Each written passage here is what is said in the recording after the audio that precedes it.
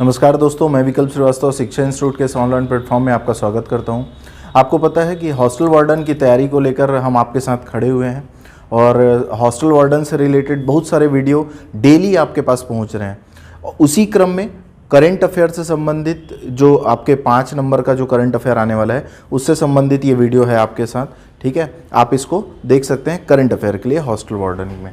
ठीक है, आइए स्टार्ट करते हैं इसको। ठीक है, पहला क्वेश्चन क्या बोल रहा है? Recently which state has been awarded the prestigious agriculture leadership award 2024। ठीक है, हाल ही में किस राज्य को बागवानी हॉर्टिकल्चर से के क्षेत्र में कृषि नेतृत्व पुरस्कार 2024 प्राप्त हुआ है? ऑप्शन है आपके पास मेघालय, असम, नागालैंड और केरल। मेरा आपसे अनुरोध है, अगर आपको इस विषय में जानकारी है तो आप कोशिश करिए वीडियो देखते देखते कि पहले आंसर देने का। ठीक है, इसका सही आंसर क्या होगा? नागालैंड। इसका सही आंसर क्या होगा? नागालैंड। आइए आगे बढ़ते हैं। इसका आंसर है नागालैंड। नई दिल्ली में आयोजित 15वीं, कौन से नंबर का यह आयोजन था? 15वीं कृषि नेतृत्व सम्मेलन में यह पुरस्कार नागालैंड को बागवानी के क्षेत्र में दिया गया है। ठीक है, चलिए आगे बढ़ते हैं। अच्छा, ये क्वेश्चन क्या बोल रहा है? Which Indian artist has been received one a sand master award. ठीक है, सैंड मास्टर अवार्ड मतलब रेत से जो कलाकृतियां बनाते हैं। इसमें देखते हैं किस आर्टिस्ट को रूस में आयोजित अंतर्राष्ट्रीय सैंड स्कल्पचर चैंपियनशिप में सैंड मास्टर अवार्ड का गोल्ड मेडल प्राप्त हुआ है? सुदर्शन पटनायक, नवीन किशोर, बालमुकुंद शास्त्री और राजेंद्र देवांगन। तो आपको पता है कि एक नाम है जो भारत भर में फेमस है, सुदर्शन पटनायक। ठीक है, सुदर्शन पटनायक को सैंड मास्टर अवार्ड मिला है। कहाँ मिला है? कहाँ मिला है ये अवार्ड? रूस में। ठीक है, अब देखिए अंतर्राष्ट्रीय सैंड स्कल्पचर चैंपियनशिप का आयोजन रूस में हुआ था। कहाँ हुआ है ये आयोजन? रूस में हुआ है और सेंट पीटर्सबर्ग में किया गया था, रूस के। इस चैंपियनशिप में सुदर्शन पटनायक को रेत में भगवान जगन्नाथ की 12 फीट की मूर्ति बनाए, वो रथ की जो भगवान जगन्नाथ के रथ की 12 फीट की मूर्ति बनाए हैं और उसमें भक्त बलराम दास के सैंड की मूर्ति बनाए थे और इसमें उनको गोल्ड मेडल प्रदान किया गया है। ठीक है, चलिए आगे चढ़ते हैं।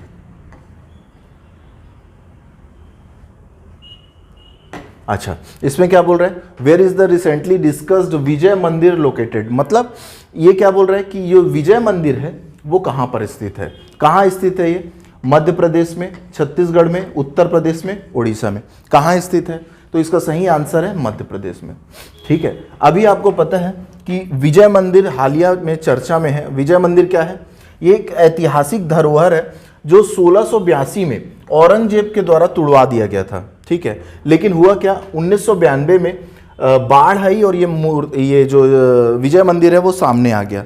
ठीक है, अब क्या हुआ, ये मध्य प्रदेश सरकार ने यहाँ टूरिस्ट स्पॉट बनाने की घोषणा की है। तो विजय मंदिर कहाँ स्थित है? मध्य प्रदेश में स्थित है। कहाँ स्थित है बच्चों विजय मंदिर? मध्य प्रदेश में स्थित है। ठीक है, चलिए आगे बढ़ते हैं। नेक्स्ट क्वेश्चन क्या है? How many player from India have participated in Paris Olympic. तो भैया कितने प्लेयर हैं जो हमारे पेरिस ओलंपिक में भाग लिए हैं? 115, 116, 117, 118। कितने प्लेयर हैं? 117 प्लेयर पेरिस ओलंपिक में भाग लिए हैं। पेरिस ओलंपिक खत्म हो जाए उसमें उससे रिलेटेड जितने इंपॉर्टेंट फैक्ट होंगे वो लेके हम आपके सामने प्रस्तुत होंगे। ठीक है, तो पेरिस ओलंपिक में टोटल कितने प्लेयर भाग लिए हैं? 117 प्लेयर भाग लिए हैं। ठीक है, उसके बाद देखो क्या बोल रहा है? Which Indian women has recently have been appointed representative for Asian para Olympic competition South Asia. ठीक है, हाल ही में Asia para Olympic committee South Asia के लिए किस भारतीय महिला को प्रतिनिधि नियुक्त किया गया है? दीपा मलिक, अवनी लेखरा, पलक कोहली और मानसी जोशी। तो इसका सही आंसर क्या है? इसका सही आंसर है दीपा मलिक। ठीक है, दीपा मलिक पहली पैरा एथलीट है जिनको मेडल प्राप्त हुआ था। पैरा ओलंपिक में भारत की पहली महिला मेडलिस्ट दीपा मलिक को, कौन है? दीपा मलिक को एशियन पैरा ओलंपिक कमेटी ने साउथ एशिया के लिए प्रतिनिधि नियुक्त किया गया है। ठीक है, दीपा मलिक साउथ एशिया देशों का प्रतिनिधित्व करेगी और साउथ एशिया में पैरा गेम्स के विकास को प्रमोट करेगी। ठीक है, तो दीपा मलिक के बारे में आपको एक चीज और क्या याद रखना है, ये भारत की पहली महिला मेडलिस्ट है पैरा ओलंपिक में।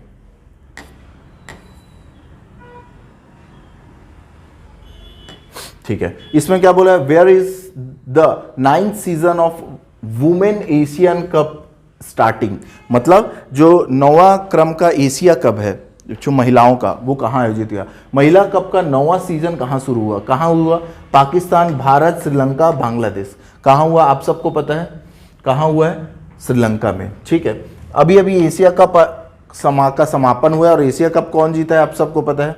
बहुत बैड न्यूज आई थी हमारे सामने कि महिला एशिया कप का जो 9वां सीजन है श्रीलंका इस बार जीत लिया। श्रीलंका ने दाओबा में आयोजित किया गया था, पहली बात तो श्रीलंका में ही आयोजित किया गया था और जीतने वाली टीम कौन सी है, श्रीलंका। ठीक है, मैन ऑफ द मैच कौन रहा, Harshitha Samarawickrama. Man of the series कौन रहा, चमरी अतापुत्ती। ठीक है, चमरी अतापुत्ती कौन रही इसकी मैन ऑफ द सीरीज, और हर्षिता क्या मिली, मैन ऑफ द मैच। आयोजन कहाँ हुआ, श्रीलंका में। ठीक है, जीता कौन, श्रीलंका। ठीक है, फाइनल में इंडिया टीम को हरा के श्रीलंका ये कप जीता है। किसके भाषणों के संकलन पर आधारित विंग्स टू अवर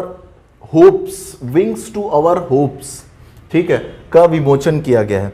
प्रधानमंत्री नरेंद्र मोदी, गृह मंत्री अमित शाह, राष्ट्रपति द्रौपदी मुर्मू और APJ अब्दुल कलाम। तो आपको जानकारी के लिए बता दूं, ये हमारी जो राष्ट्रपति है वर्तमान द्रौपदी मुर्मू, उनके भाषणों का संकलन है ये। ठीक है, उनके भाषणों का संकलन है, विंग्स टू अवर होप्स। ठीक है, उसके बाद नेक्स्ट देखते हैं, किस कलाकार ने एक क्रूज जहाज को संगीत वाद्य यंत्र में परिवर्तित करके विश्व का सबसे बड़ा संगीत इंस्टॉलेशन बनाया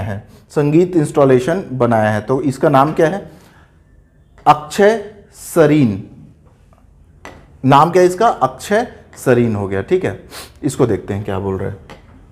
नेक्स्ट क्वेश्चन क्या है, माननीय राष्ट्रपति द्रौपदी मुर्मू ने राष्ट्रपति भवन में 2 महत्वपूर्ण हॉल का नाम बदलने की घोषणा की है, जिसमें से 2 हॉल कौन कौन से हैं, पहला है दरबार हॉल, ठीक है, और दूसरा है अशोक हॉल। ठीक है, नाम बदलकर कर दिया है, मतलब क्या नाम रखा है, तो आपकी जानकारी के लिए बता दूं, जो दरबार हॉल है उसका नाम क्या किया गया है, गणतंत्र मंडल कर दिया गया है, और जो अशोक हॉल है उसका नाम क्या कर दिया गया है, अशोक मंडल। ठीक है, तो भैया दरबार हॉल जो है उसका नाम हो गया गणतंत्र हॉल या गणतंत्र मंडल, और जो अशोक हॉल है उसका नाम क्या हो गया, अशोक मंडल। ठीक है, चलिए आगे बढ़ते हैं।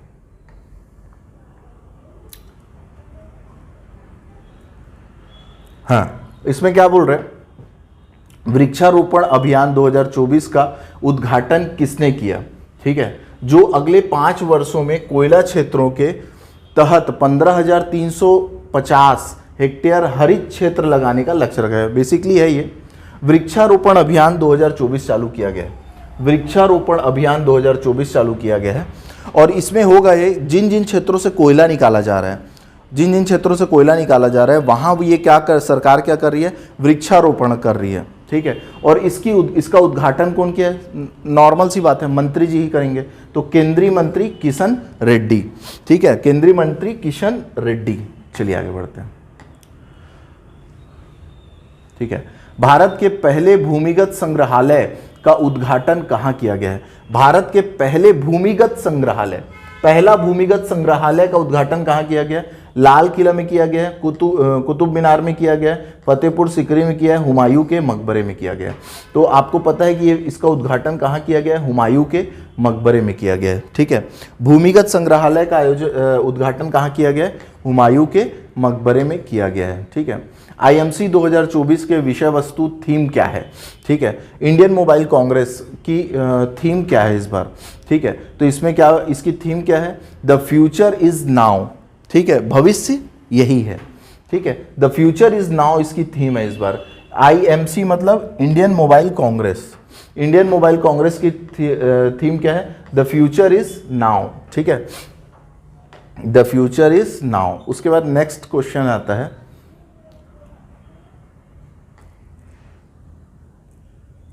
हाँ इसमें क्या कर रहा है, भूस्खलन पूर्वानुमान और डेटा प्रसारण के लिए केंद्रीय मंत्री किशन रेड्डी द्वारा लॉन्च किए गए ऐप और वेबसाइट का नाम क्या है। ठीक है, आपको पता है कि अभी प्राकृतिक आपदा बहुत आ रही है, ठीक है, तो उसके लिए एक ऐप लॉन्च किया गया है, तो उसका क्या नाम है। पहला ऑप्शन क्या है, भूस्खलन मोबाइल ऐप और जियोसेफ वेब पोर्टल। ठीक है, दूसरा क्या है, भूस्खलन मोबाइल ऐप एवं भूसंकेतक वेब पोर्टल।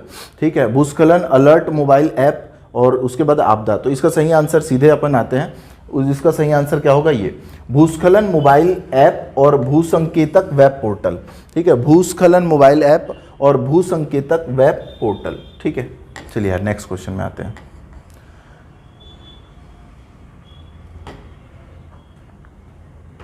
ठीक है, who among the following has been appointed as the head of the Union Public Service Commission. ठीक है, निम्नलिखित में से किसे संघ लोक सेवा आयोग का प्रमुख नियुक्त किया गया है। तो भैया ये नाम तो आपको पता ही होगा। पहला ऑप्शन है मनोज सोनी, दूसरा है प्रीति सूदन, तीसरा है रॉस बार्कर और चौथा है HK कृपलानी। ठीक है, तो पहला जो अभी वर्तमान में संघ लोक सेवा आयोग की अध्यक्ष नियुक्त किया गया है उसका क्या नाम है, प्रीति सूदन। प्रीति सूदन, प्रीति सूदन किसको रिप्लेस की है, मनोज सोनी को।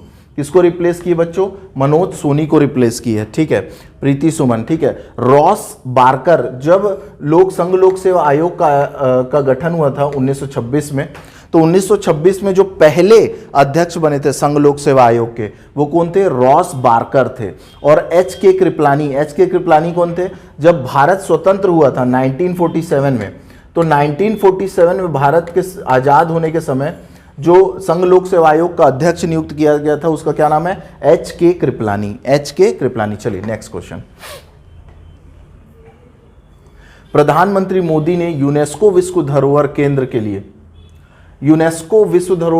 लिए कितनी धनराशि अनुदान के रूप में घोषित की है, 7 मिलियन, 5 मिलियन, 3 मिलियन, 1 मिलियन। तो इसका सही आंसर क्या है, $1 मिलियन। $1 मिलियन की धनराशि हम यूनेस्को विश्व धरोहर केंद्र बनाने के लिए दे रहे हैं। वाह भाई साहब, क्या बात है।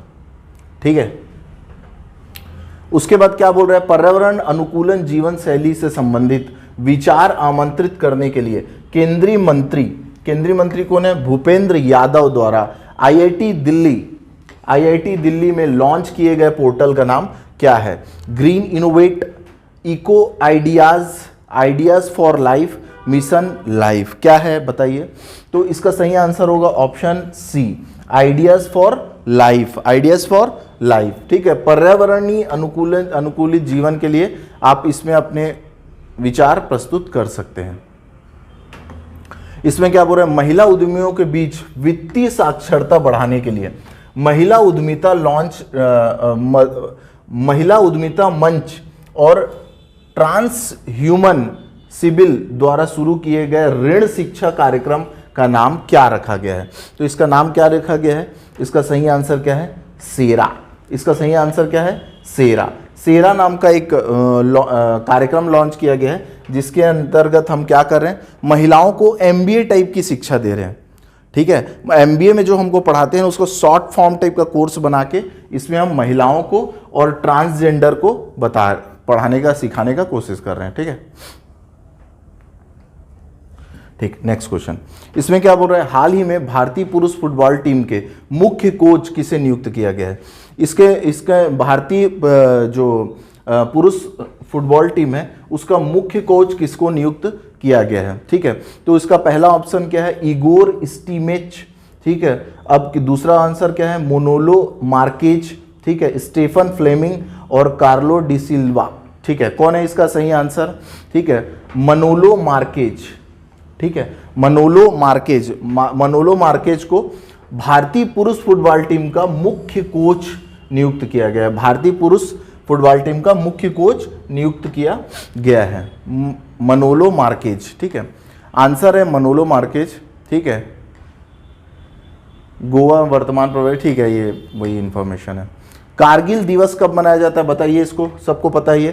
कारगिल दिवस कब मनाया जाता है? 23 जुलाई, 24 जुलाई, 25 जुलाई और 26 जुलाई। तो कारगिल दिवस कब मनाया जाता है बच्चों? 26 जुलाई को। कारगिल दिवस कब मनाया जाता है? 26 जुलाई को मनाया जाता है, ठीक है। दिन 26 जुलाई को मनाया जाता है। स्थान क्या है, कहाँ मनाया गया?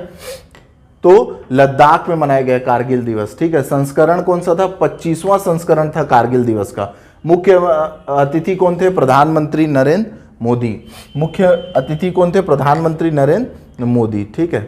एशिया का सबसे ऊंचा शिव मंदिर किस राज्य में बनाया गया है? उत्तराखंड में बनाया गया है, हिमाचल प्रदेश में, उत्तर प्रदेश में और मध्य प्रदेश में। एशिया का सबसे ऊंचा शिव मंदिर कहाँ बनाया गया बच्चों? हिमाचल प्रदेश में बनाया गया है। कहाँ बनाया गया है? हिमाचल प्रदेश में बनाया गया है। हाँ ठीक है, ये देखिए हिमाचल प्रदेश के सोलन में एशिया का सबसे ऊंचा शिव मंदिर बनाया गया है। इसकी ऊंचाई 111 मीटर है। यह मंदिर द्रविड़ शैली से बना हुआ है, ठीक है। तो एशिया का सबसे ऊंचा शिव मंदिर कहाँ मिलेगा आपको? हिमाचल में, ठीक है। भगवान हिमाचल की रक्षा करे, वहाँ बहुत बड़ी प्राकृतिक आपदा आ रही है, ठीक है। अंतर्राष्ट्रीय ओलंपिक समिति का सदस्य कौन बनी है? अंतर्राष्ट्रीय ओलंपिक समिति का की सदस्य कौन बनी है बताइए भैया? आईओसी का नीता अंबानी, ट्विंकल खन्ना, टीना अंबानी, मेघा अंबानी। अंतर्राष्ट्रीय ओलंपिक समिति का हेलो हेलो किसका? ठीक ठीक, मैं वीडियो रिकॉर्ड कर रहा हूँ।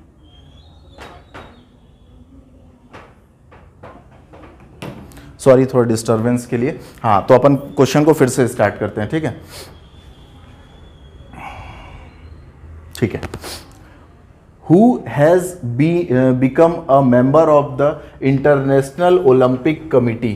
IOC अंतर्राष्ट्रीय ओलंपिक समिति की सदस्य कौन बनी है? नीता अंबानी, ट्विंकल खन्ना, टीना अंबानी, मेघा अंबानी। तो इसका सही आंसर क्या है? अंबानी, ठीक है। अंबानी लोग और क्या क्या करेंगे यार, किसके किसके मेंबर बनेंगे, ठीक है। कुछ हम लोग के लिए भी छोड़ दो। तो नीता अंबानी किसकी सदस्य बन गई है? IOC की सदस्य बन गई है, ठीक है। चलिए आगे बढ़ते हैं। इसमें क्या बोल रहा है? आईओसी ने वर्ष 2030 में विंटर ओलंपिक की मेजबानी किस देश को सौंपी है? तो आपको विंटर ओलंपिक 2030 में होने वाला है, उसकी मेजबानी किसको सौंपी गई है? फ्रेंच को, ठीक है। ओपल्स में होने वाला है जो, अमेरिका को, रूस में और जापान को। तो कहाँ है? फ्रेंच ओपल्स में 2030 का विंटर ओलंपिक होगा। कौन सा ओलंपिक? Winter Olympic. और इसकी घोषणा अभी हुई है। याद रखिए ओलंपिक से रिलेटेड क्वेश्चन बहुत इंपॉर्टेंट है। आप कोई से भी एग्जाम दे लो, ये क्वेश्चन आपको देखने को मिलेगा ही मिलेगा ओलंपिक से संबंधित, ठीक है। कितने पदक जीत रहे हैं नीरज, जो इंपॉर्टेंट प्लेयर है, जैसे हमारे जो महत्वपूर्ण प्लेयर हैं, ठीक है, जैसे विनेश फोगाट हो गई, उनसे रिलेटेड प्रश्न देखने को मिलेगा, ठीक है। तो ओलंपिक को बहुत अच्छे से देख के जाना है एग्जाम में। ये क्या बोल रहा है? हाल ही में जारी हेनले पासपोर्ट इंडेक्स में विश्व में भारत का कौन सा स्थान है? विश्व में भारत का 52वां, 62वां, 72वां, 82वां कौन सा स्थान है भाई बताओ? हेनले पासपोर्ट इंडेक्स में, हेनले पासपोर्ट इंडेक्स में भारत का स्थान है 82वां, ठीक है। हेनले पासपोर्ट इंडेक्स कुछ भी बोले, हमारे मन में तो भारत का स्थान पहला है, ठीक है। ऐसा सोच के हम खुश रह सकते हैं। दुनिया की पहली high speed carbon fibre train कहां बनाई गई है? ठीक है, दुनिया की पहली high speed carbon fibre train कहां बनाई गई है? कार्बन फाइबर ट्रेन कहां बनाई गई है भैया? जापान में बनाई गई है, यूएसए बनाई गई है, चीन में बनाई गई है, भारत में बनाई गई है। मन तो बहुत कर रहा है कि इसमें क्या लगा दूं, भारत, पर अफसोस क्या लगाना पड़ रहा है, चीन। ठीक है, तो दुनिया की पहली high speed carbon fibre train कहां बनाई गई है बच्चों? चीन में बनाई गई है। ठीक है, चलो आगे बढ़ते हैं। हाल ही में केंद्र ने स्वदेश दर्शन योजना में छत्तीसगढ़ के किन दो शहरों को शामिल किया है? ठीक है, स्वदेश दर्शन योजना में छत्तीसगढ़ के किन दो शहरों को शामिल किया गया है? रायपुर बिलासपुर को शामिल किया गया है, रायपुर जगदलपुर को शामिल किया गया है, बिलासपुर जगदलपुर को शामिल किया गया है, जांजगीर चांपा राजिम को शामिल किया गया है। ठीक है, तो इसमें किसको शामिल किया गया है? बिलासपुर और जगदलपुर को शामिल किया गया है। ठीक है, तो भैया खुशखबरी है हमारे लिए बिलासपुर वाले, क्योंकि बिलासपुर के लिए और जगदलपुर दोनों को किसमें शामिल किया गया है? स्वदेश दर्शन योजना में शामिल कर दिया गया है। और मेरे लिए दुगनी खुशखबरी है, क्योंकि मेरा घर बिलासपुर में ही भी है, मेरा घर जगदलपुर में भी है। चलो आगे बढ़ते हैं। ठीक है, हाल ही में केंद्र सरकार ने छत्तीसगढ़ के किस धार्मिक स्थल को प्रसाद योजना में शामिल किया गया है? ठीक है, प्रसाद योजना में किस धार्मिक स्थल को शामिल किया गया? महामाया मंदिर रतनपुर अगर हो जाता तो मजा आ जाता। ठीक है, कुदूरगढ़ मंदिर सूरजपुर, ये भी हो जाएगा तो भी मजा ही आएगा भाई, क्या दिक्कत है। माँ बमलेश्वरी मंदिर डोंगरगढ़, ये भी हो जाएगा तो मजा आएगा। अगर डोंगरगढ़ का को मजा नहीं आऊंगा बोलूंगा तो दिक्कत में पड़ सकता हूँ। ठीक है, भोरमदेव मंदिर कबीरधाम, भोरमदेव मंदिर कबीरधाम, तो इसमें किसको शामिल किया गया है? कुदरगढ़ मंदिर सूरजपुर को शामिल किया गया। भैया अब उत्तर का जो छत्तीसगढ़ का इलाका है वहाँ से सीएम साहब आते हैं। ठीक है, सीएम साहब आते हैं तो सीएम साहब को खुश करना तो चाहेंगे ही ना मोदी जी, तभी तो चुनाव में उनको सीट मिली है 11 में 10। ठीक है, चलिए आगे बढ़ते हैं। देश के स्टील उत्पादन में छत्तीसगढ़ का कितना प्रतिशत योगदान है? 15%, 20%, 40%, 30%? कितना प्रतिशत योगदान है? 20%। 20%। मेरे को लगता है आदि कालों से 20% का योगदान कर रही है छत्तीसगढ़। ठीक है, हाल ही में रायपुर के ग्रीन स्टील लिमिटेड 2024, ठीक है, ये कोई इंपॉर्टेंट नहीं। मिस यूनिवर्स छत्तीसगढ़ प्रतियोगिता में मिस यूनिवर्स कौन बनी है? भैया मेरा एक क्वेश्चन शिक्षा IAS इंस्टीट्यूट के जो क्वेश्चन सेट करता है करंट अफेयर का, ठीक है, जो कि मैं ही करता हूँ खुद। ठीक है, वो उसको एक सुझाव है कि इस टाइप का क्वेश्चन ना दे। ठीक है, मतलब कि मिस यूनिवर्स भी है और छत्तीसगढ़ भी है। ठीक है, तो मिस यूनिवर्स छत्तीसगढ़ प्रतियोगिता में मिस यूनिवर्स कौन है? ठीक है, तो अनुष्का सोम, रांची पारख, सोनम गुप्ता और पल्लवी शर्मा। तो इसमें मिस यूनिवर्स छत्तीसगढ़ कौन सी है? अनुष्का सोम। मिस यूनिवर्स छत्तीसगढ़ को हम ऐसे मान सकते हैं कि पूरे यूनिवर्स में रहने वाले छत्तीसगढ़िया में से मिस यूनिवर्स टाइप की सुंदर कौन है? ठीक है, ये भी कॉन्फिडेंस बढ़ाने के लिए अच्छा है। चलो आगे बढ़ते हैं। अमृतधारा जलप्रपात किस नदी पर स्थित है? इसका आंसर मैं कतई नहीं बनाने वाला। ठीक है, क्योंकि ये करंट नहीं है, छत्तीसगढ़ का क्वेश्चन है, और छत्तीसगढ़ का अगर आंसर मैं आपको बताया तो मुकेश सर नाराज हो जाएंगे और मेरे लिए मेरी नौकरी खतरे में पड़ जाएगी। ठीक है, चलिए आगे बढ़ते हैं। बाय द वे ये आप लोग के लिए होमवर्क है, इसको कमेंट में बताओ मेरे को कौन अमृतधारा जलप्रपात किस नदी पे है। ठीक है, हाल ही में छत्तीसगढ़ के नए राज्यपाल रमेन डेका, ठीक है, प्रदेश के कौन से क्रम के राज्यपाल बने हैं? 9वें क्रम के, 10वें क्रम के, 11वें क्रम के, 8वें क्रम के? तो रमेन डेका कौन से क्रम के राज्यपाल बने हैं? 10वें क्रम के राज्यपाल बने हैं। ठीक है, चलिए आगे बढ़ते हैं। खत्म हो गया बच्चों, खेल खत्म, पैसा हजम। और पूरा पैसा तब हजम होगा जब आप हॉस्टल वार्डन में सेलेक्ट होगे और मिठाई खिलाने हमारे कोचिंग इंस्टीट्यूट आओगे। ठीक है, थैंक यू सो मच।